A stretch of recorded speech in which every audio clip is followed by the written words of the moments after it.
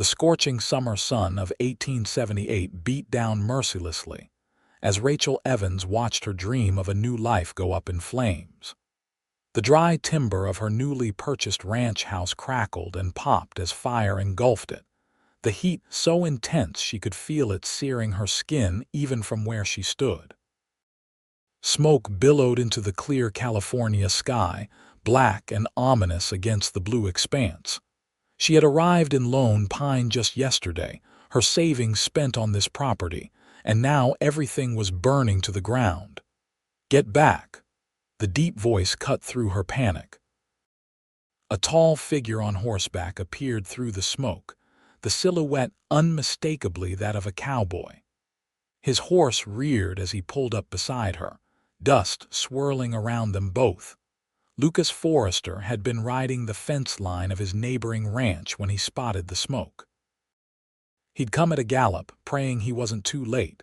The woman stood frozen, her face streaked with soot, her honey-brown hair escaping from its pins as she stared at the inferno that had once been a modest ranch house. "The barn's catching now," he shouted, sliding from his horse. "We need to move." He grabbed her arm, but she pulled away. "My papers, my deed, everything I own is in there." Her voice cracked with desperation. Lucas looked between her and the fire. The main structure was fully engulfed, but a section of the porch hadn't yet succumbed. The wind shifted suddenly, sending a wall of heat toward them both. Flaming debris rained down as the roof began to collapse. "It's too late," he insisted, reaching for her again. "Those papers aren't worth your life." A loud crack split the air as a burning beam fell where they had been standing just moments before. Sparks flew in all directions, igniting the dry brush nearby. The fire was spreading rapidly now, cutting off their path to the main road. "We're caught between the flames," Rachel gasped, terror washing over her face as she realized they were being surrounded. Lucas took her hand firmly in his. "Stay behind me, love," he commanded without thinking, the endearment slipping out instinctively. "I know another way." Their eyes met for just a moment, his steel-blue gaze steady against her wide, frightened amber eyes. In that brief connection, something passed between them. A trust born of desperate circumstances, an understanding that their lives were now in each other's hands. He led her toward his horse, a sturdy chestnut gelding who danced nervously at the approaching flames. With one fluid motion, Lucas mounted and pulled Rachel up behind him.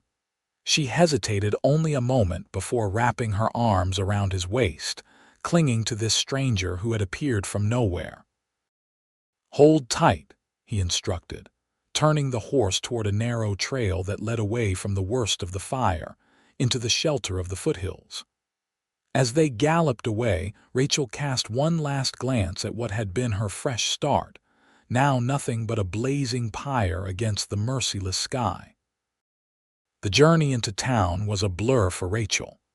She remembered the solid warmth of the cowboy's back against her cheek, the rhythm of the horse beneath them, and the gradually receding heat of the fire as they put distance between themselves and the ranch. Her mind kept returning to the moment everything had changed to those words. "Stay behind me, love." Lucas guided his horse down Lone Pine's dusty main street, slowing to a walk as they approached the sheriff's office. The small town was just beginning to bustle with mid-morning activity. Shopkeepers swept their boardwalks, freight wagons delivered goods to the general store, and a few cowboys lounged outside the saloon, eyeing the new arrival with interest. "Sheriff Miller needs to know about the fire," Lucas explained as he helped Rachel dismount. Her legs trembled beneath her and he kept a steadying hand at her elbow. "It's been too dry this summer. If it spreads to the foothills, half the valley could go up." Rachel nodded, suddenly aware of her appearance, dress smudged with soot, hair falling loose around her shoulders. She attempted to smooth her skirts as they entered the sheriff's office. Sheriff Daniel Miller looked up from his desk, pushing his spectacles higher on his nose. "Lucas Forrester," he greeted, then his eyes shifted to Rachel. "And who might this be?" "Rachel Evans," she answered before Lucas could speak. "I purchased the old Hamilton place. It's burning, Sheriff." The sheriff was instantly on his feet. "Burning? How bad?" "Bad enough," Lucas replied grimly. "House is gone. Barn too, most likely." "It was spreading into the south pasture when we left." Sheriff Miller grabbed his hat. "I'll round up some men. The creek water's low, but maybe we can dig a fire break." He paused, looking at Rachel more carefully. "You just bought that place. When did you arrive in town?" "Yesterday afternoon," she answered, her voice small. "I signed the final papers with Mr. Hargrove at the land office and went out to the property last night." The sheriff exchanged a glance with Lucas that Rachel couldn't quite interpret. "Strange timing for a fire to break out," he commented. "You have any idea how it started, Miss Evans?" Rachel shook her head. "I woke to the smell of smoke. By the time I got outside, the back of the house was already engulfed. I didn't even have time to grab my things." "She's lucky to be alive," Lucas added. "If I hadn't spotted the smoke while I was checking my south fences." Sheriff Miller nodded. "We'll talk more later. Right now, I need to organize a response before this gets any worse." He strode past them, pausing at the door. "Lucas, get Miss Evans over to Mrs. Peterson's boarding house. She'll need a place to stay." When the sheriff had gone, Lucas turned to find Rachel staring blankly ahead, the reality of her situation finally sinking in. "I have nothing," she whispered. "Everything I owned was in that house." Lucas hesitated, then gently placed his hand on her shoulder. "You're alive, Miss Evans. That's not nothing." She looked up at him, really seeing him clearly for the first time. He was younger than she'd initially thought, perhaps 30, with sun-weathered skin and those remarkable blue eyes beneath the brim of a well-worn hat. His face was clean-shaven except for a neatly trimmed mustache, and there was a kindness in his expression that softened his otherwise rugged appearance. "Thank you," she said simply, "for saving my life." Something in her direct gaze made Lucas shift uncomfortably. He removed his hand from her shoulder and cleared his throat. "Let's get you to Mrs. Peterson's. You can wash up, rest a bit. Things won't seem so dire after that." But as they stepped back onto the boardwalk, Rachel knew that no amount of washing or resting would change the fact that she was now stranded in a strange town. Her dreams quite literally reduced to ashes. Mrs. Peterson's boarding house sat on a quiet side street. A two-story white clapboard building with green shutters and a wide front porch adorned with potted geraniums. The proprietress herself answered the door, a plump, cheerful woman in her 50s with silver-streaked black hair pulled into a neat bun. "Lucas Forrester," she exclaimed. "Twice in 1 month you darken my door. To what do I owe the pleasure?"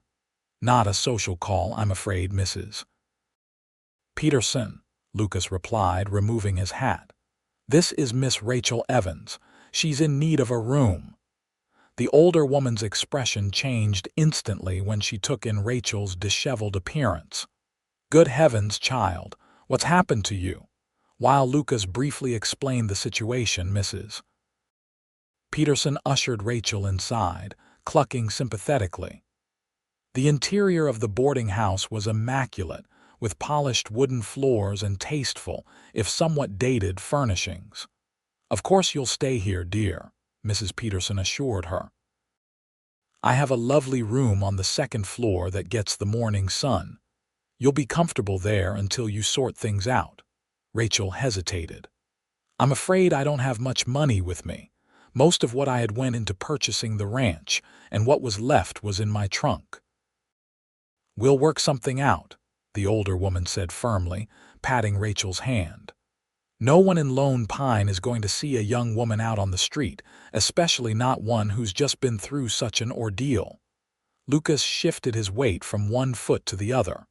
"I should be going." Sheriff Miller will need help with the fire." Of course, Mrs. Peterson agreed. "Go on then, I'll take good care of Miss Evans." Rachel turned to him. "Mr. Forrester," she began. "Lucas," he corrected her. "Lucas," she repeated, the name feeling strange on her tongue. "Will you? That is, would you let me know how bad the damage is when you return?" He nodded once, settling his hat back on his head. "I'll come by this evening, if that's all right." After he left, Mrs. Peterson showed Rachel to a cozy room with a narrow bed, a washstand, and a small writing desk beneath the window. The older woman brought up a basin of warm water, a bar of lavender-scented soap, and a clean nightgown and wrapper. "These belong to my daughter," she explained. "She's married and living in Sacramento now, but she left some things behind. You look to be about her size." Left alone, Rachel scrubbed the soot from her skin and hair, changed into the borrowed nightgown, and sat on the edge of the bed. The events of the morning replayed in her mind the terror of waking to find her new home ablaze, the cowboy appearing like some hero from a dime novel, the heart-stopping moment when they'd found themselves surrounded by flames. "Stay behind me, love." The words echoed in her mind. She knew he hadn't meant anything by the endearment, it was just something said in the heat of the moment. Yet something about the way he'd said it, about the steady confidence in his voice, had made her trust him immediately. Rachel lay down, meaning only to rest her eyes for a moment, but exhaustion claimed her almost instantly. She slept deeply, dreamlessly, until late afternoon when a knock at her door roused her. Mrs. Peterson stood there with a tray. "I thought you might be hungry, dear." "It's nothing fancy, just some beef stew and fresh bread." Rachel suddenly realized she was ravenous. She hadn't eaten since the previous evening. "Thank you. You're very kind." As she ate, Mrs. Peterson settled into the room's only chair. "I hope you don't mind my asking, but what brings a young woman like yourself all the way out to Lone Pine to buy a ranch? It's not exactly common." Rachel hesitated, unsure how much to share with this stranger, but there was something maternal and trustworthy about Mrs. Peterson that invited confidence. "My father was a cattleman in Missouri," she explained. "He taught me everything about ranching, how to ride, rope, even how to judge good breeding stock. When he died last year, I thought I'd continue working with my brother, but he had other ideas." Mrs. Peterson's eyebrows rose. "Oh, he sold the ranch almost immediately and moved us to St. Louis. He wanted me to marry his business partner, a man 30 years my senior." Rachel's lips pressed into a thin line at the memory. "When I refused, things became difficult. So I took my portion of the inheritance and decided to make my own way." "All the way to California," Mrs. Peterson mused. "That took courage." Rachel looked down at her empty bowl. "Or foolishness. Look where it's gotten me." "Now, none of that," the older woman chided gently. "Setbacks happen to everyone. The question is what you do afterward." She stood and gathered the tray. "Rest some more. Lucas should be back soon with news." True to his word, Lucas Forrester returned to the boarding house just after sunset. Rachel had dressed in her own clothes again, now clean and pressed, thanks to Mrs. Peterson, and was sitting on the front porch when he arrived, his horses' hooves clopping softly on the packed dirt road. He dismounted stiffly, and Rachel noticed the exhaustion in his movements, the fresh layer of soot on his clothes. He removed his hat as he approached, revealing dark blonde hair matted with sweat and grime. "How bad?" she asked simply. Lucas sank onto the porch step beside her, stretching his long legs out before him. "The house and barn are gone. We managed to contain the fire before it spread too far into the pasture land, but it was close. Another hour and it might have reached the foothills timber." Rachel nodded, having expected as much. "Thank you for helping." "Sheriff Miller wants to see you tomorrow morning," Lucas continued. He has some questions." Something in his tone made Rachel look at him sharply. "Questions? About what?" Lucas ran a hand through his hair, leaving it standing in disheveled spikes. "The fire didn't start by accident, Rachel." The use of her first name barely registered against the shock of his words. "What do you mean?" Someone said it deliberately. "We found evidence coal oil splashed against the back wall of the house, and there were boot prints leading away from the scene, heading west." Rachel stared at him, disbelief giving way to a cold feeling in the pit of her stomach. "But who would do such a thing? I don't know anyone in Lone Pine." "I've only just arrived." Lucas shook his head. "That's what the sheriff wants to find out. He's asking if you have any enemies, anyone who might wish you harm." "No one even knows I'm here," Rachel insisted. "Except—" A memory flashed in her mind, her brother's face, contorted with rage when she'd announced her intention to leave St. Louis. The threat he'd made. "You'll regret this, Rachel. Mark my words." But surely he wouldn't have followed her all the way to California. And even if he had somehow tracked her down, would he really resort to arson? "Except," Lucas prompted. Rachel shook her head. "It's nothing. Just a disagreement with my brother before I left Missouri, but he couldn't have done this." Lucas studied her face for a long moment. "Well, the sheriff will want to hear about it anyway. Any piece of information might help." They sat in silence for a while, the evening breeze cool against their skin. In the distance, the silhouette of the Sierra Nevada mountains loomed against the darkening sky, majestic and indifferent to the human dramas playing out beneath them. "What will you do now?" Lucas finally asked. Rachel had been asking herself the same question all afternoon. "I don't know," she admitted. "Most of my money was in that house. I have a small amount in the bank in San Francisco, but not enough to start over completely." "You could return to Missouri," Lucas suggested, though something in his voice suggested he didn't favor this option. Rachel shook her head firmly. "No, there's nothing for me there." Another silence fell between them. From inside the boarding house came the sounds of dinner being prepared, the clatter of pots and pans, Mrs. Peterson humming a tune. "My ranch," Lucas said suddenly. "The double F. It's not far from town, about 5 miles west. It's a good-sized operation, and I've been thinking of expanding the house for some time." He paused, seeming to choose his words carefully. "I could use help around the place. Someone with knowledge of cattle and horses." Rachel turned to look at him, surprise evident on her face. "Are you offering me a job, Mr. Forrester?" The corner of his mouth quirked upward. "I thought we'd established that it's Lucas. And yes, I suppose I am. Room and board plus wages. Nothing extravagant, but enough to help you save up, decide what you want to do next." "You hardly know me," Rachel pointed out. Lucas shrugged. "I know you had the courage to come west on your own and start a ranch. That tells me something about your character. And besides," he added with a hint of a smile, "Mrs. Peterson is an excellent judge of people, and she clearly approves of you." Rachel hesitated, weighing her limited options. She could try to find work in town, but positions for women were scarce and usually poorly paid. She could write to her friend in San Francisco and ask for a loan, but pride prevented her from considering that option seriously. Or she could accept this unexpected offer from a man who had already saved her life once. "I would expect to earn my keep," she said finally. "No charity." Lucas nodded.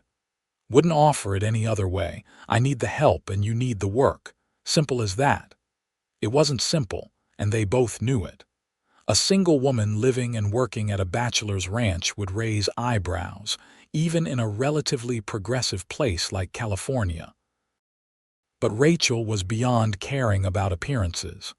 She had come west to build a life on her own terms, and while this wasn't the path she'd envisioned, it was a path forward. "When do I start?" she asked. Lucas stood, extending his hand to seal their agreement. as soon as you've spoken with the sheriff. I'll come by tomorrow afternoon to collect you." Rachel placed her hand in his, noticing the calluses that spoke of years of hard work. His grip was firm but gentle, and something about the contact sent a strange flutter through her chest. She withdrew her hand quickly, attributing the sensation to exhaustion and the emotional turmoil of the day. "Until tomorrow, then," she said. As Lucas mounted his horse and rode away, Rachel remained on the porch, watching until his silhouette disappeared into the gathering darkness. The day that had begun with such disaster was ending with an unexpected new beginning. Whether it was the right choice remained to be seen, but for now, it was the only choice she had. Morning brought with it a clearer head and new doubts. Rachel dressed carefully in her one remaining outfit and borrowed a shawl from Mrs. Peterson before walking to the sheriff's office. The town looked different in daylight, smaller somehow, but also more vibrant. People nodded to her as she passed, some offering sympathetic smiles. News traveled fast in small communities like Lone Pine. Sheriff Miller was waiting for her, his desk piled with papers. He stood when she entered, offering her a chair and a cup of coffee. "Miss Evans," he greeted her. "How are you holding up?" "As well as can be expected, Sheriff," she replied, accepting the coffee gratefully. "Mr. Forrester mentioned you had questions for me." The sheriff nodded, settling back into his own chair. "I'm sorry to say that the fire at your ranch was deliberately set. Someone wanted that building to burn, and given the timing, right after you purchased it, I have to wonder if they meant you harm as well." Rachel's hand tightened around the coffee cup. "I can't imagine why. I've done nothing to deserve such treatment." "Sometimes it's not about deserving," the sheriff said grimly. "Sometimes it's just about being in the wrong place at the wrong time, or the right place, depending on how you look at it." He leaned forward. "Tell me, Miss Evans, why did you choose the Hamilton place specifically?" The question caught her off guard. I didn't, not really. Mr. Hargrove at the land office showed me several properties for sale. The Hamilton Ranch was the best value for my money, good water access, decent grazing land, and a solid house." Her voice faltered on the last word. Sheriff Miller made a note on the paper before him. "And you'd never heard of the property before arriving in Lone Pine?" "No. Why would I have?" The sheriff exchanged a glance with his deputy, who stood quietly by the window. "The Hamilton place has a bit of a history," he explained.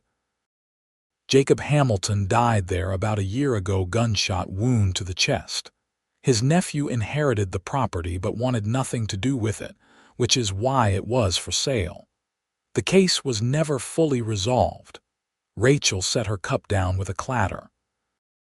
"Are you suggesting someone burned my house because of something that happened to the previous owner?" "It's a possibility we have to consider," the sheriff acknowledged. "Now, you mentioned to Lucas last night that you had a disagreement with your brother before leaving Missouri. Can you tell me about that?" For the next hour, Rachel answered the sheriff's questions as thoroughly as she could, explaining about her brother Robert's anger when she'd refused to marry his business associate, how he'd threatened vague consequences if she left, and how she'd traveled west despite his objections. "But I can't believe he would follow me all this way just to burn down my new home," she concluded. "It doesn't make sense. Robert is controlling, yes, but not violent." Sheriff Miller made a few more notes. "People can surprise you, Miss Evans. But you're right, it seems a long way to come for revenge, especially when he could simply have tried to prevent you from leaving in the first place."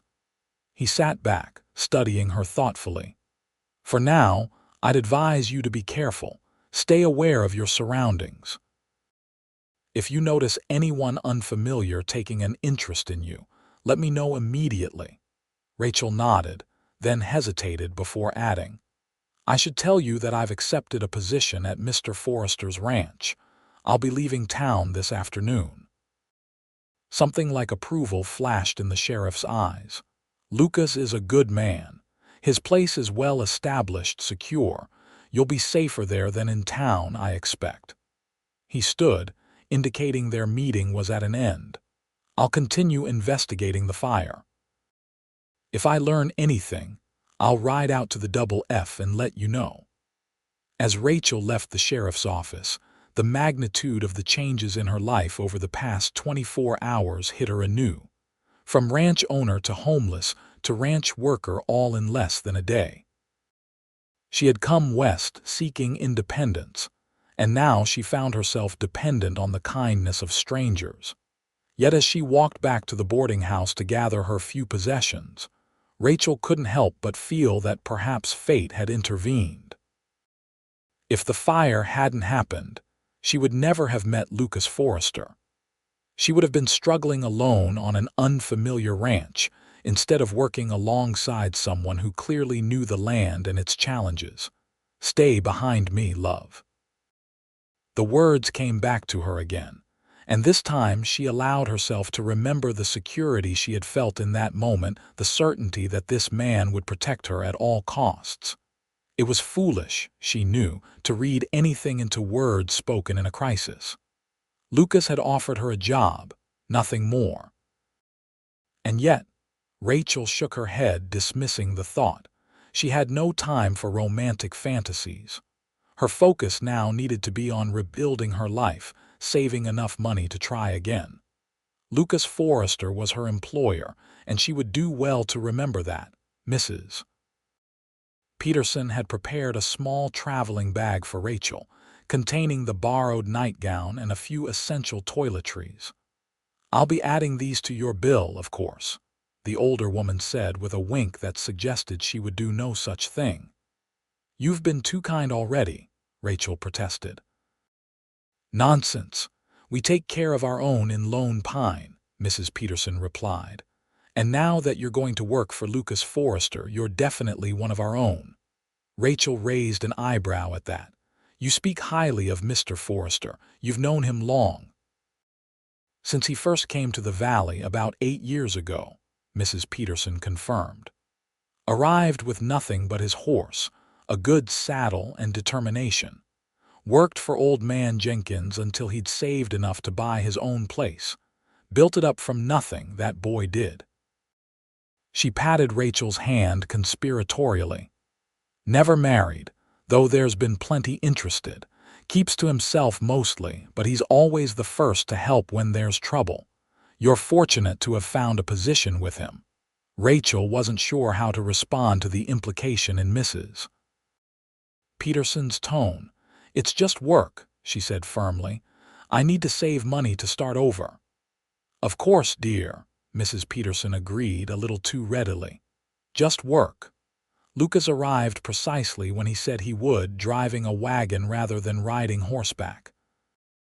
He had clearly taken time to clean up since their meeting the previous evening. His clothes were fresh, his hair still damp from washing. "Ready?" he asked simply, helping her up onto the wagon seat. Rachel nodded, turning to wave goodbye to Mrs. Peterson, who stood on the porch watching them with undisguised interest. "I've settled your bill," Lucas mentioned as they pulled away. "You didn't need to do that," Rachel said quickly. "I have enough for consider it an advance against your wages," he interrupted. "You can pay me back when you get your first month's pay, if it matters so much."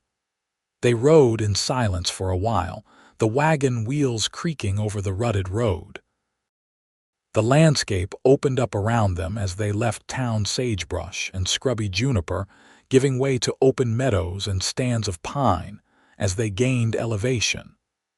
The eastern face of the Sierra Nevada dominated the horizon, snow still visible on the highest peaks despite the summer heat. "It's beautiful country," Rachel observed, breaking the silence. Lucas nodded. "Harsh sometimes, but beautiful always.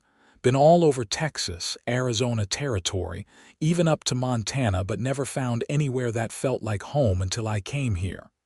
"How did you end up in Lone Pine?" she asked, curious about this man who had so suddenly become central to her future. He was quiet for so long that Rachel thought he might not answer.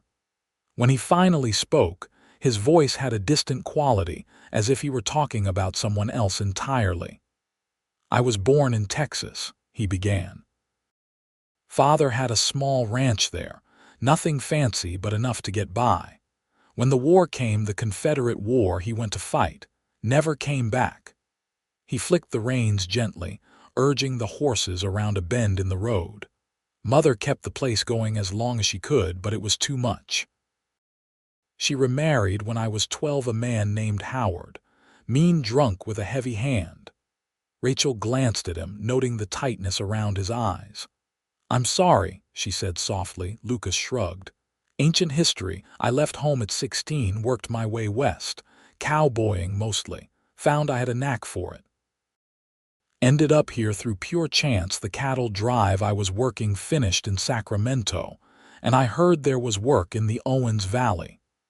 The rest, as they say, is history." It wasn't the complete story Rachel could tell by the deliberate gaps in his narrative, but it was more than she had expected him to share. She found herself wanting to know more about this quiet man with the steady hands and watchful eyes. "What about you?" Lucas asked, turning the conversation away from himself.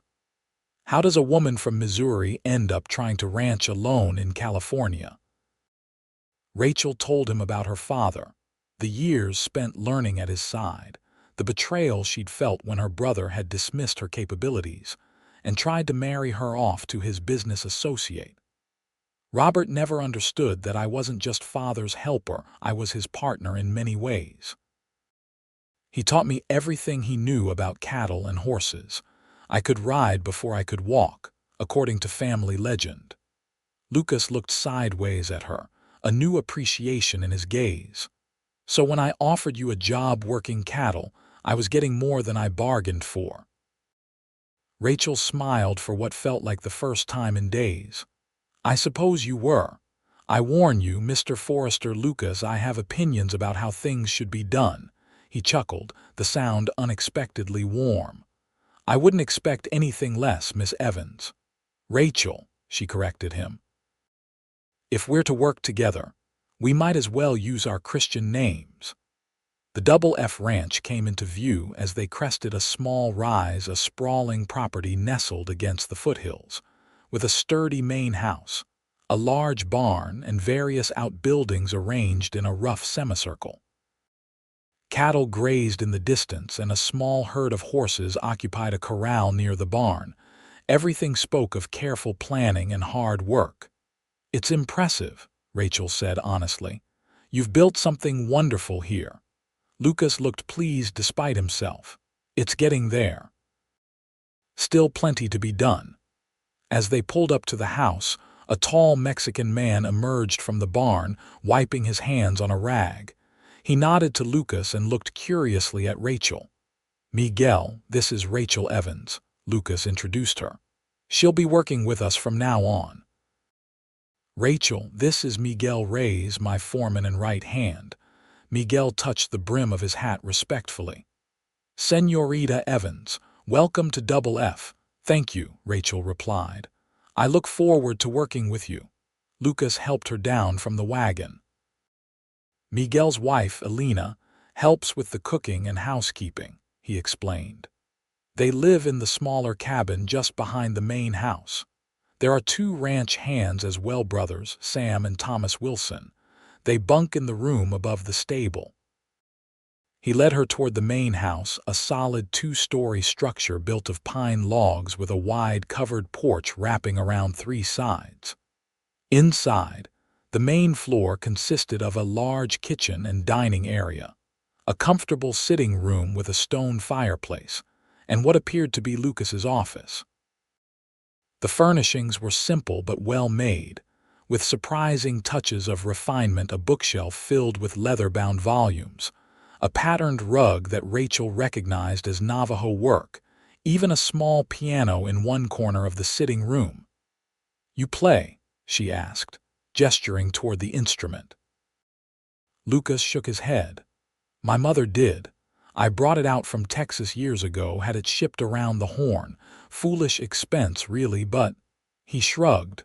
"Some things you can't put a price on." He showed her upstairs to a small but pleasant bedroom at the back of the house. "This will be your room. The washroom is down the hall. My room is at the front of the house." He seemed suddenly self-conscious, as if realizing the impropriety of their living arrangement. "Elena is here most days, and as I mentioned, the Wilson brothers and Miguel's family are just outside." "It's fine," Rachel assured him. "I'm not concerned about appearances." "Well, you should be," Lucas said bluntly. "A woman's reputation is a fragile thing, even out here. We'll be careful to give no one cause for gossip." Before Rachel could respond, a cheerful voice called up from downstairs. "Lucas, are you home?" "In the guest room, Elena," he called back. Moments later, a petite Mexican woman appeared in the doorway, her dark eyes bright with curiosity. She was perhaps in her 40s, with thick black hair streaked with gray and a warm, open face. "Ah, you must be Señorita Evans," she said, her English accented but clear. "Miguel told me you were coming. I am Elena Reyes." She looked around the room critically. "This room needs airing out and fresh linens. I will bring them at once." "Thank you, Mrs. Reyes," Rachel said. "But please call me Rachel." "And I am Elena," the woman replied with a smile. "No one calls me Mrs. Reyes except the sheriff when he is being formal." She shooed Lucas toward the door. "Go now. Let the poor girl settle in. Dinner will be ready in 1 hour." Lucas allowed himself to be ushered out, throwing an amused glance at Rachel over his shoulder. When he was gone, Elena began opening windows and stripping the bed with efficient movements. "So," she said conversationally, "you are the woman whose house burned. Miguel told me. Very terrible thing." "Yes," Rachel agreed, moving to help her with the linens. "I'm fortunate that Mr. Forrester Lucas offered me work." Elena nodded sagely. "Lucas is a good man, the best, but very—" She searched for the word, solo, alone. "It will be good to have another person in this big house." "I won't be here forever," Rachel felt compelled to point out. "Just until I can save enough to start over." Elena gave her a knowing look. "We shall see. No, life has its own plans sometimes." As Elena bustled about making the room comfortable, Rachel unpacked her meager belongings. The reality of her situation struck her anew. Everything she owned now fit in a single small bag. Her entire life had been reduced to a few essentials. Yet as she looked out the window at the sprawling ranch lands, a strange sense of peace settled over her. Perhaps this was where she was meant to be all along. Not as the owner of her own small ranch, but here, learning the larger operation from someone who had built it from nothing. "Stay behind me, love." The words came back to her again, unbidden. This time, rather than dismiss them, Rachel allowed herself to wonder what it might mean if they weren't just words spoken in crisis, if there could someday be truth in that endearment. Then she shook her head at her own foolishness. Lucas Forrester had saved her life and offered her a job when she desperately needed one. That didn't mean he had any personal interest in her, and she had no time for romance, not when her primary goal remained rebuilding her independence. Still, as she washed her face and hands in preparation for dinner, Rachel couldn't quite suppress the flutter of anticipation she felt at the thought of sitting across the table from Lucas, beginning this new chapter in her life. The first weeks at the Double F passed in a blur of activity. Rachel rose before dawn each day, working alongside Lucas, Miguel, and the Wilson brothers from sunup to sundown. The work was hard but familiar, moving cattle between pastures, mending fences, breaking young horses for riding, and working stock. She fell into bed, each night exhausted but satisfied, her muscles aching pleasantly from honest labor. Lucas had been initially cautious about putting her to work with the livestock, But after watching her expertly rope and saddle a spirited mare on her second day, he'd stopped questioning her abilities. Instead, he began seeking her opinion on various aspects of the ranch operation, from breeding choices for next season's calves to improvements for the irrigation system that watered their hay fields. "My father always said 2 heads are better than 1, he remarked one evening as they sat on the porch, reviewing the day's work and planning for tomorrow. "He'd have liked you, I think." Rachel smiled at the compliment. "My father would have liked you too. He valued competence above all else." In these quiet moments at day's end, they had begun to develop a comfortable rhythm, sharing stories of their past and ideas for the ranch's future. Rachel found herself looking forward to this time more than any other part of her day: the soft evening light, the cool breeze from the mountains, and Lucas's deep voice recounting some tale from his years on the trail. She learned that beneath his reserved exterior lay a thoughtful mind and unexpected humor. He was well read for a rancher, with opinions on everything from cattle breeding to politics. Sometimes they disagreed, their discussions growing heated as they defended their positions, but there was always respect underlying their debates. "You're the most stubborn woman I've ever met," Lucas declared one night after a particularly spirited argument about the merits of crossbreeding their herd with Herefords. "And you're the most stubborn man," Rachel shot back. "But you're wrong about the Herefords. They'll improve our stock within 2 generations." Lucas threw up his hands in mock surrender. "Fine, we'll try it your way with next spring's calving. But if those white-faced devils don't thrive in this climate, I'll never let you forget it." "Deal," Rachel said, extending her hand. As their fingers met, that now familiar flutter returned to her chest. These moments of contact had become more frequent over the weeks, a hand at her elbow as they crossed the barnyard, fingers brushing as they passed tools back and forth, the solid pressure of his palm against hers when he helped her down from her horse. Each touch seemed to linger a bit longer than strictly necessary, though Rachel told herself she was imagining things. "I should check on that mare in the south pasture before turning in," Lucas said, breaking the contact and standing abruptly. "She looked ready to foal this morning." After he left, Rachel remained on the porch, watching as fireflies began to dance in the gathering darkness. Alina, who had been observing them from the kitchen window, came out to join her, drying her hands on her apron. "He likes you very much, you know," the older woman said without preamble. Rachel felt heat rise to her cheeks. "We work well together," she said carefully. Alina laughed softly. "Yes, you work well, but it is more than that. I have known Lucas Forrester for 7 years. Never have I seen him look at a woman the way he looks at you." "Alina," Rachel began, but the other woman held up a hand to stop her. "I say only what I see. What you do with this information is your business." She patted Rachel's shoulder affectionately. "But life is short, my dear. Too short to pretend we do not feel what we feel." Before Rachel could respond, Alina had returned to the house, leaving her alone with thoughts more confused than ever. The next morning, Lucas was up and gone before Rachel came downstairs for breakfast. Alina explained that the mare had indeed foaled during the night, a strong colt with good conformation, and Lucas had stayed with them until dawn to ensure both were doing well.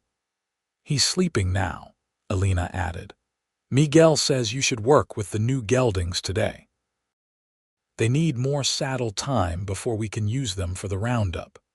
Rachel nodded, grateful for the straightforward task that would keep her mind occupied.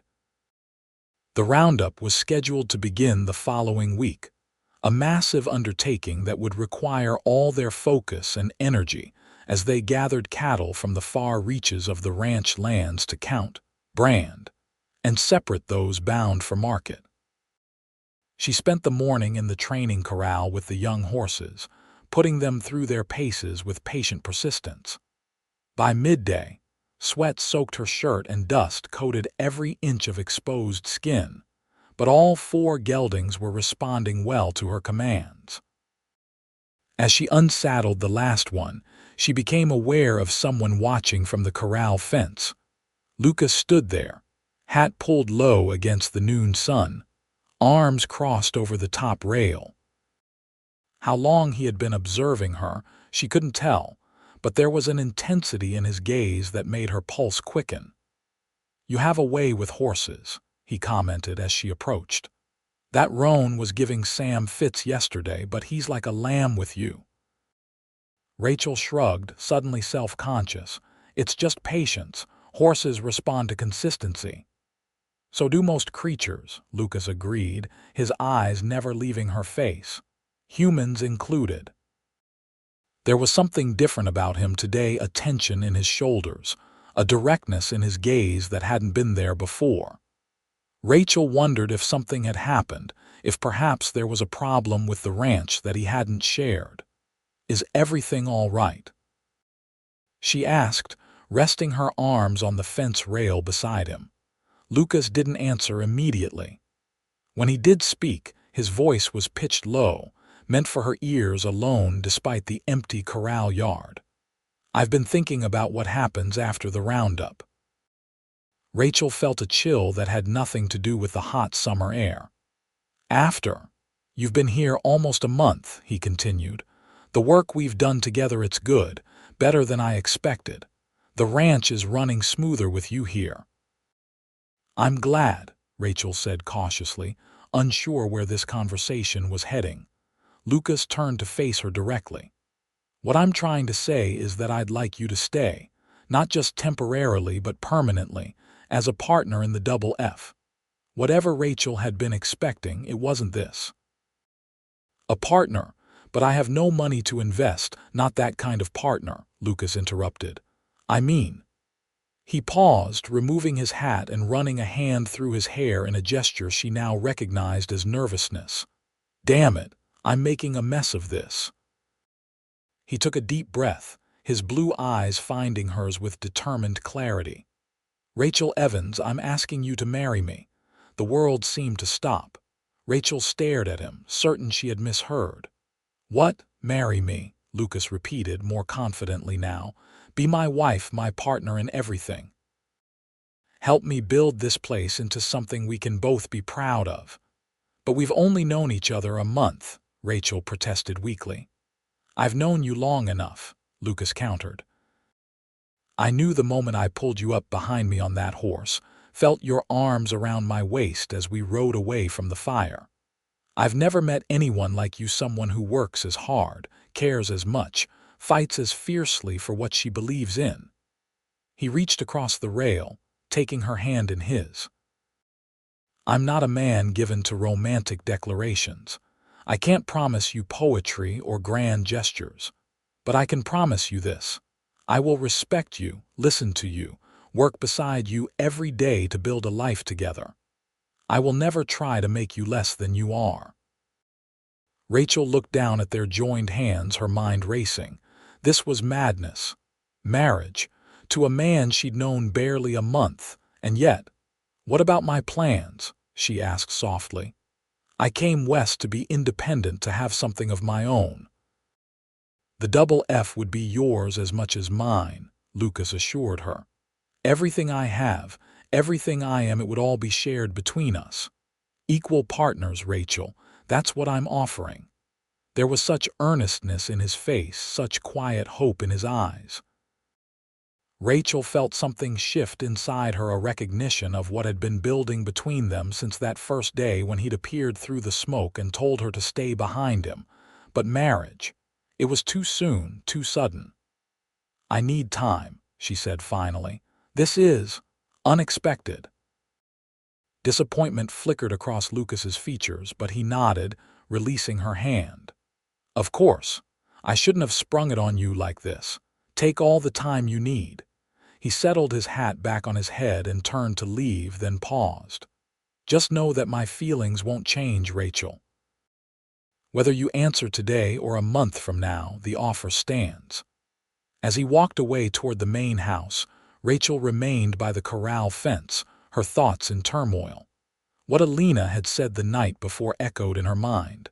"Life is short, my dear. Too short to pretend we do not feel what we feel." Did she have feelings for Lucas Forrester? Undeniably. But were those feelings strong enough to build a marriage upon? That was the question she couldn't yet answer. The next few days passed in a strange mixture of normalcy and tension. Lucas was unfailingly polite, treating Rachel no differently than before in the presence of others.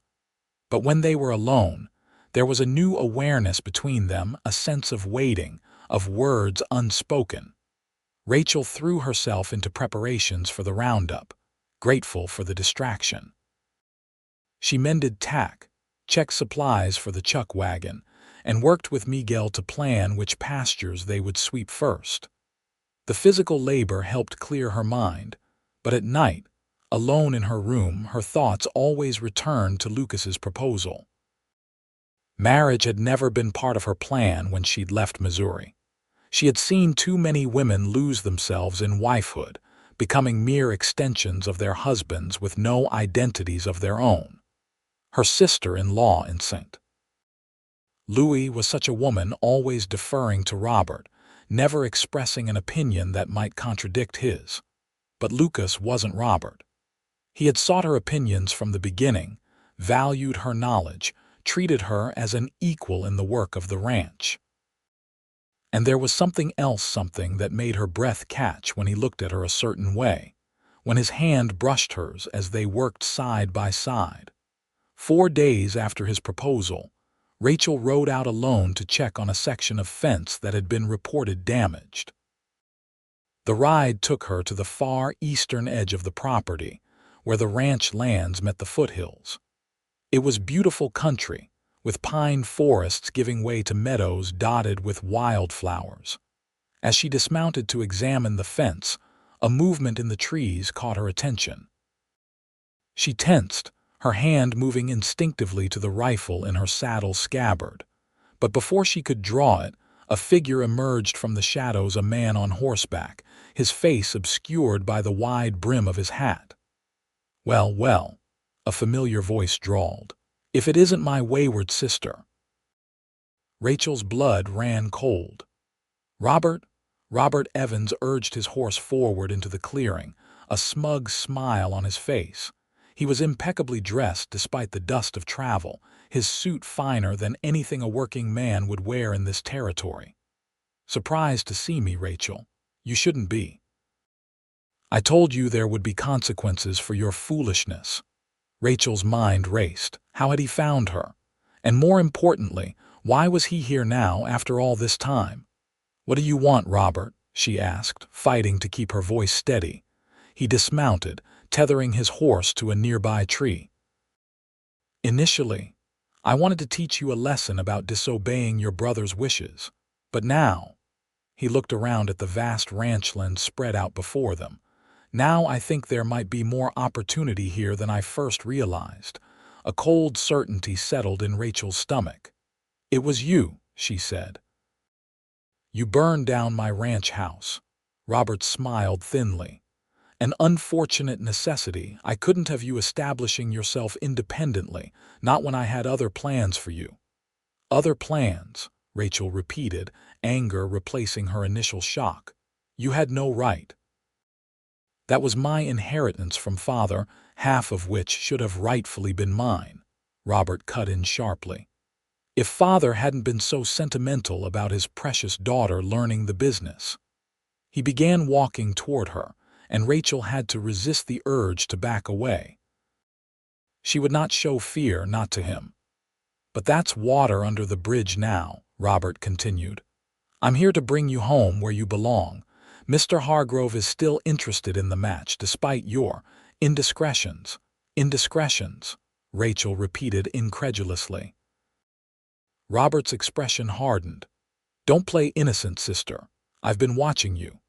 Living in a house with an unmarried man, working alongside him like some common ranch hand. What would Father say if he could see you now? He would be proud, Rachel shot back. Proud that I'm making my own way, using everything he taught me. Robert laughed coldly. Is that what you call it, making your own way? You're nothing but a glorified servant here. The insult stung, but Rachel refused to let it show. You're wrong. I'm valued here for my skills, my knowledge. Lucas treats me as an equal. Lucas, is it? Robert interrupted, his eyes narrowing. So it's not just a working relationship after all.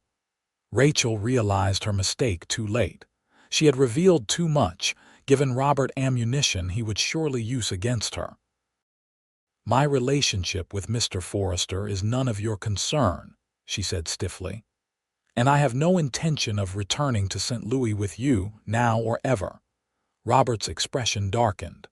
I'm afraid you don't have a choice in the matter, sister. I've come too far to leave empty-handed. He reached inside his jacket, and Rachel's heart lurched when she saw the gleam of a pistol. Her own rifle was still in its scabbard on her horse, just a few feet away, but she knew she couldn't reach it before Robert could fire. You wouldn't, she said, hoping her voice sounded more confident than she felt. I won't have to if you cooperate, Robert replied coolly. I have a wagon waiting in town. We'll leave tonight, be in Sacramento by the end of the week. Rachel's mind raced, trying to calculate her options. Lucas and the others wouldn't miss her for hours, yet not until she failed to return for the evening meal. By then, Robert could have her halfway to town. And if I refuse? She asked, playing for time. Robert's smile was chilling. Then your precious Lucas might suffer an unfortunate accident. These mountains can be dangerous for a rancher working alone. The threat against Lucas cleared Rachel's mind like a splash of cold water. She knew Robert was capable of violence. The burned ranch house proved that. But she also knew something he didn't. She was no longer alone. She had people who would come looking for her, people who would notice her absence. You're making a mistake, Robert, she said quietly. This isn't St. Louis. Things work differently out here. Robert laughed, gesturing with the pistol. Mount up, Rachel, we're leaving now. As she moved toward her horse, a plan began to form in Rachel's mind. If she could lead Robert back toward the main house rather than toward town, there was a chance someone would see them. It was a risk, but it seemed her only option. She had just put her foot in the stirrup when a shot cracked through the air. Robert spun around, his pistol raised, as Lucas Forrester emerged from the trees, rifle leveled at Robert's chest. That's far enough, Lucas said, his voice deadly calm. The next bullet won't go over your head. Relief flooded through Rachel, followed immediately by fear for Lucas's safety. Robert still had his pistol, and he was not a man to surrender easily. This doesn't concern you, Forrester, Robert said, his grip on the pistol tightening. Anything that concerns Rachel concerns me, Lucas replied, moving slowly forward, keeping his rifle trained on Robert. Put down the gun. For a tense moment, no one moved. Rachel could see the calculation in her brother's eyes as he weighed his chances. Then, with deliberate slowness, Robert lowered his weapon. Kick it away, Lucas instructed. Robert complied, sending the pistol skittering across the ground. Lucas approached cautiously, never lowering his rifle. Rachel, are you all right? He asked, his eyes still fixed on Robert. I'm fine, she assured him, though her heart was still pounding in her chest. Good. Get his gun and mount up. We're taking your brother to see Sheriff Miller. As Rachel retrieved Robert's pistol, relief made her hands shake. She had been so focused on her immediate danger that she hadn't allowed herself to fully process what might have happened if Lucas hadn't arrived when he did. How did you find me? She asked as they rode back toward town, Robert's hands tied securely to his saddle horn. Miguel mentioned you were checking the east fence, Lucas explained. I was coming to help when I saw you weren't alone. His jaw tightened. I heard enough to know what he was planning. The ride to Lone Pine was tense and largely silent. Once, Robert attempted to justify his actions, claiming he was only looking out for his sister's best interests. But a cold look from Lucas silenced him mid-sentence. Sheriff Miller listened to their story with growing anger, his normally friendly face hardening as Rachel described the threat against Lucas and the confession about the fire. Arson, kidnapping, assault with a deadly weapon, the sheriff enumerated, glaring at Robert. "That's enough to put you away for a good long time, Mr. Evans." "This is absurd," Robert protested. "It's my word against hers. You have no proof I set any fire." "We have witnesses who saw a man matching your description in town the day before the fire," Sheriff Miller countered. "And your own sister heard you confess. That's enough for me to hold you until the circuit judge arrives next month." As the sheriff led Robert away to the town's small jail, Rachel felt a strange mixture of relief and sadness. Despite everything, Robert was still her brother, the last remaining member of her family. His betrayal cut deeply, reopening wounds she thought had healed. Lucas seemed to sense her conflicted emotions. As they stepped out onto the boardwalk, he placed a gentle hand on her shoulder. "I'm sorry," he said simply. "I know he's your family." Rachel nodded, fighting back tears. "He wasn't always like this. After Father died, something changed in him. It was like he couldn't bear the thought of me having any independence." They walked in silence toward the wagon Lucas had borrowed from a friend in town. The sun was setting now, casting long shadows across the main street. Rachel was suddenly exhausted, the events of the day catching up with her all at once. "What happens now?" she asked as Lucas helped her up onto the wagon seat. "That depends on you," he replied, settling beside her and taking up the reins. As they drove out of town, back toward the Double F, Rachel reflected on everything that had happened since she'd arrived in Lone Pine, the fire, finding work with Lucas, learning the ranch, and now this final confrontation with Robert. So much had changed in so short a time. And through it all, Lucas had been there, steady, dependable, treating her with a respect she had rarely experienced from any man outside her father. Today he had risked his life to protect her without hesitation. "Stay behind me, love."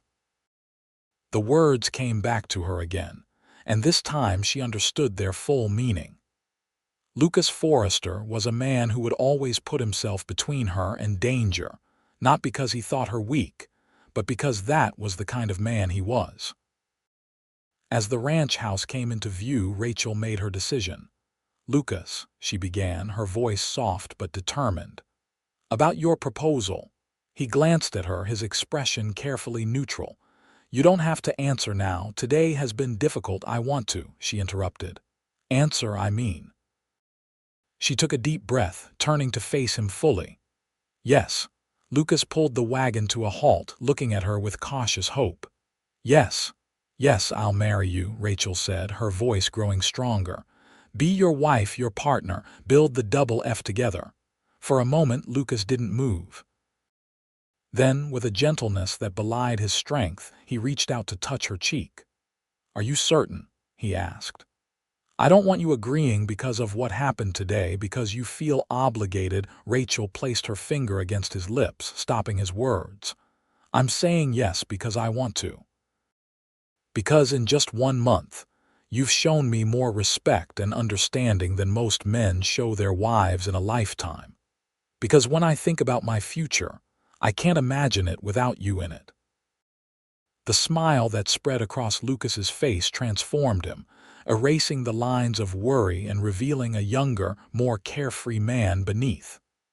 "Well then," he said, taking her hands in his, "I believe this calls for a proper proposal." To Rachel's surprise, he slid down from the wagon and came around to her side, dropping to one knee in the dusty road. "Rachel Evans," he said, looking up at her with those clear blue eyes. Will you do me the honor of becoming my wife, my partner in all things, from this day forward?"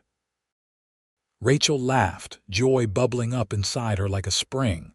"I already said yes, Lucas Forrester."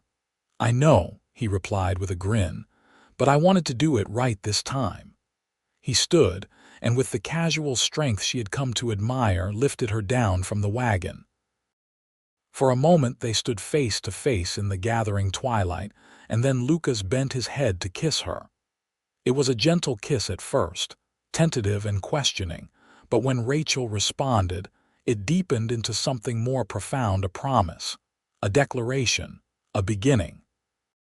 When they finally parted, both were breathless. "We should get back," Lucas said, his voice rough with emotion. "Elena will be worried." But he made no move to return to the wagon, instead drawing Rachel closer against him.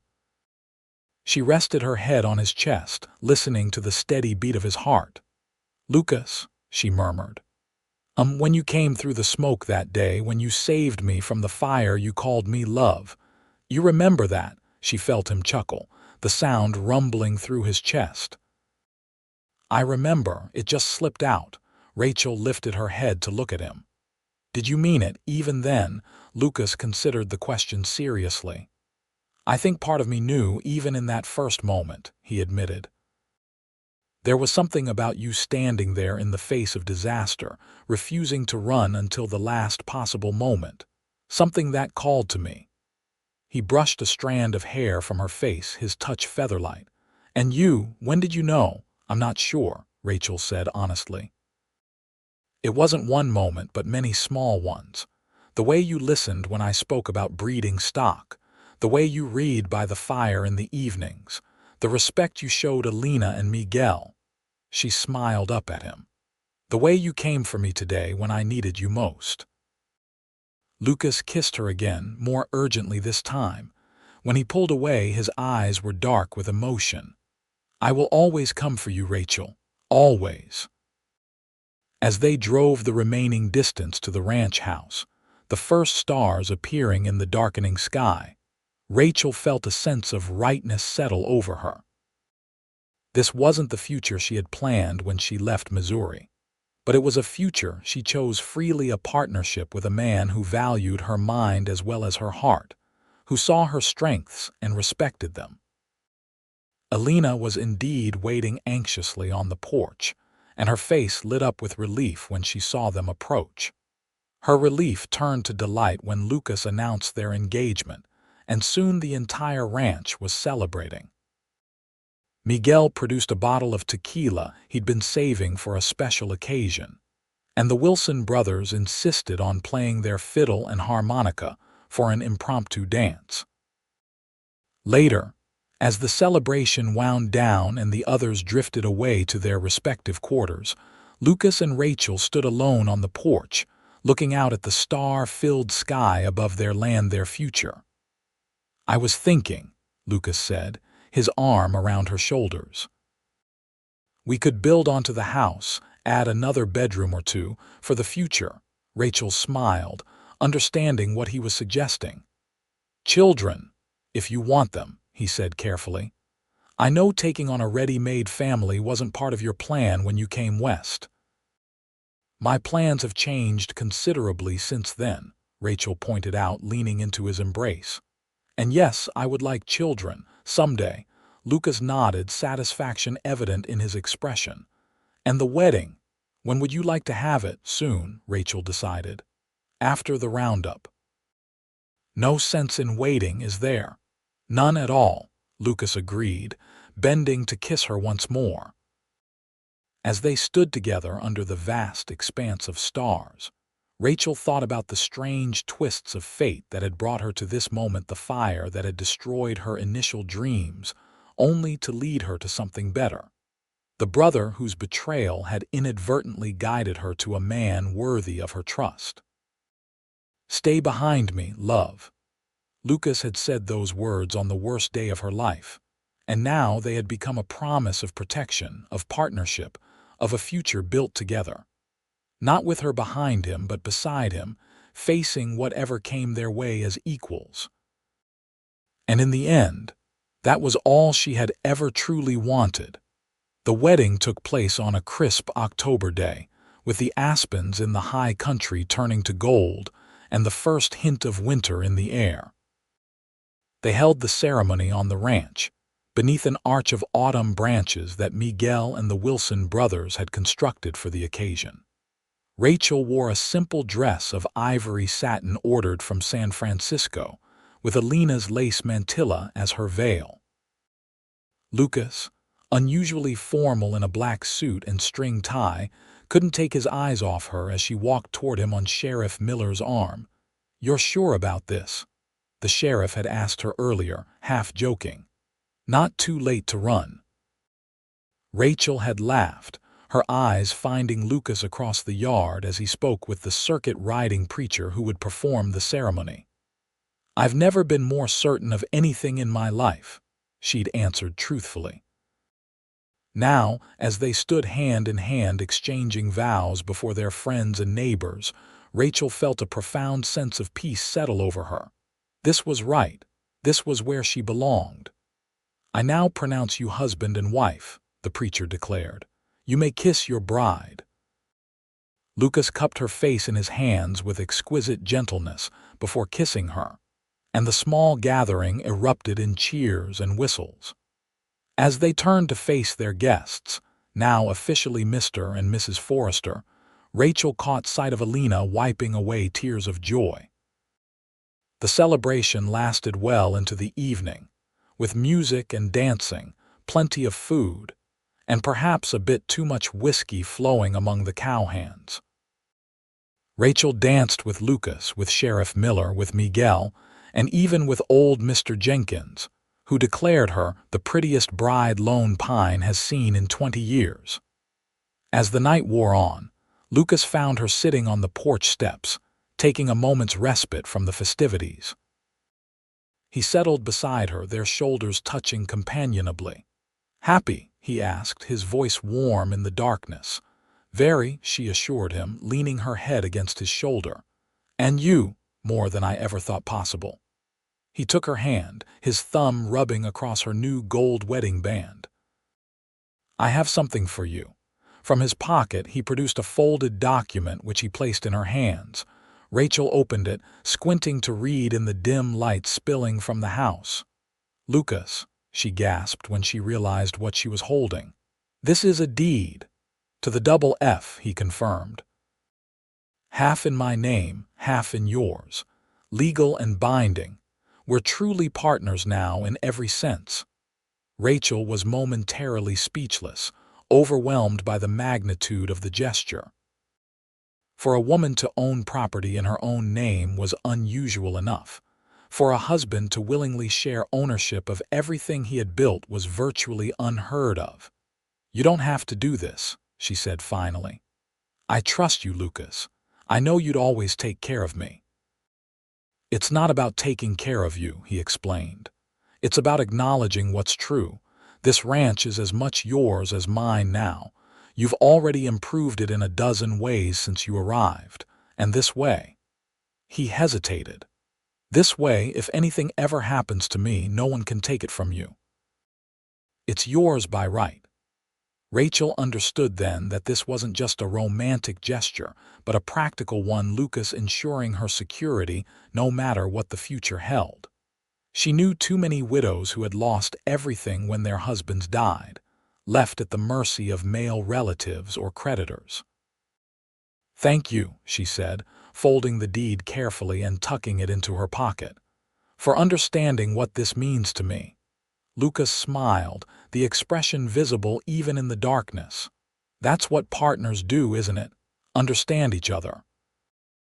Later that night, after the guests had departed and they were finally alone, Rachel stood in their bedroom, now truly theirs, rather than just his, watching as Lucas lit the lamp on the bedside table. Its warm glow filled the room, creating a circle of light and comfort against the chill autumn night. There was a moment of shyness between them, a recognition of the threshold they were about to cross.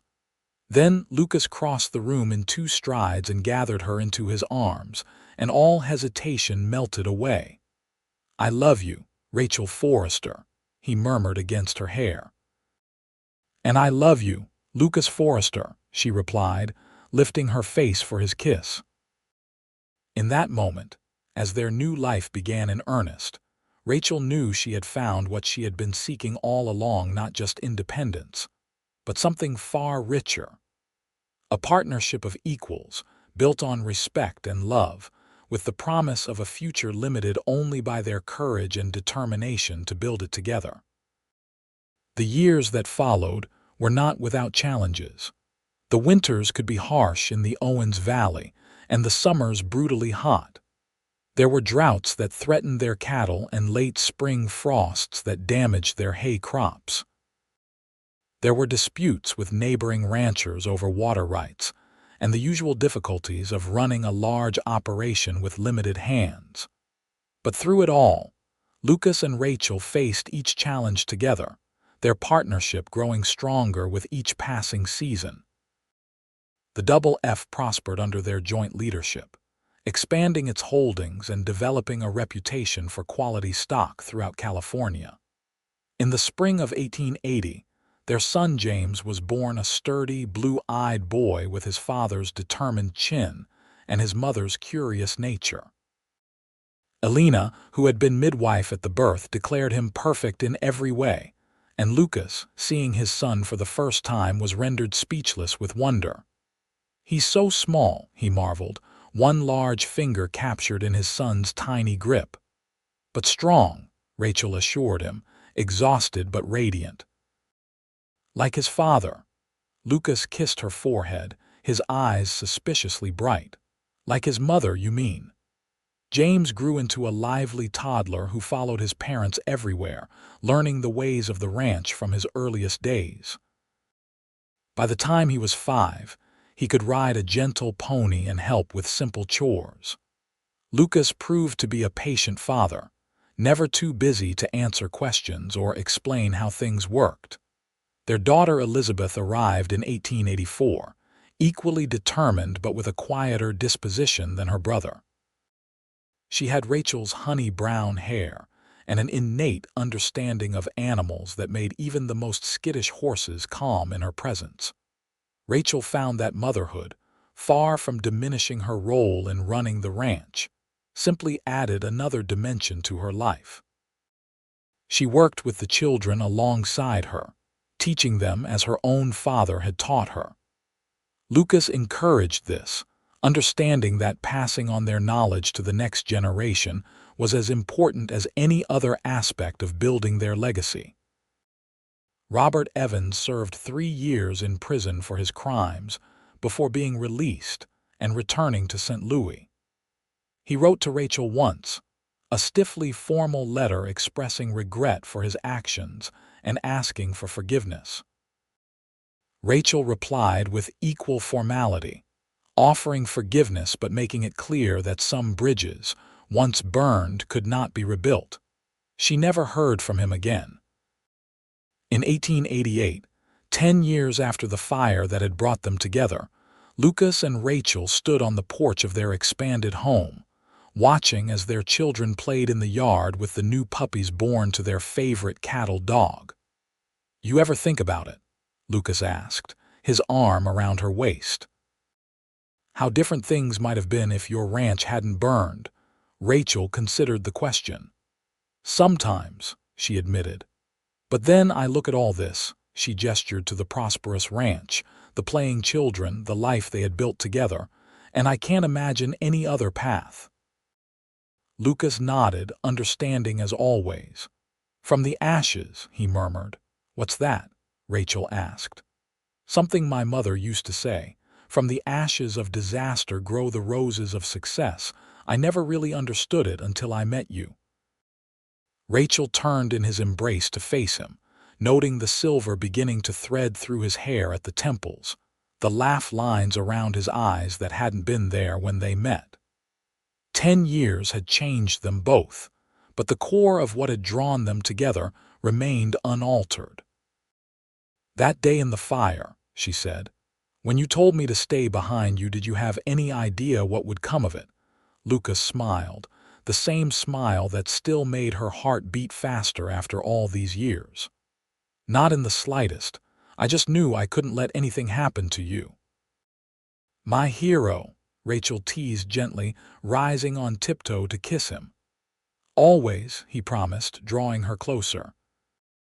As the sun set over the Sierra Nevada, painting the sky in shades of gold and crimson, Lucas and Rachel Forrester stood together on the porch of the home they had built, watching their children play in the yard of the ranch they had made thrive. From disaster had indeed come success, and more importantly, love, a love forged in fire, tested by hardship, and proven stronger than any challenge life could present. The Double F Ranch would stand for generations to come, a testament to what could be accomplished when two people face the world as true partners, side by side, supporting each other through whatever flames might arise. And though the words themselves were rarely spoken between them, any more being understood without needing expression, the promise remained. "Stay behind me, love." Not as a command, but as a vow of protection, of partnership, of a love strong enough to withstand any trial. For Rachel and Lucas, it had been enough, more than enough. It had been everything,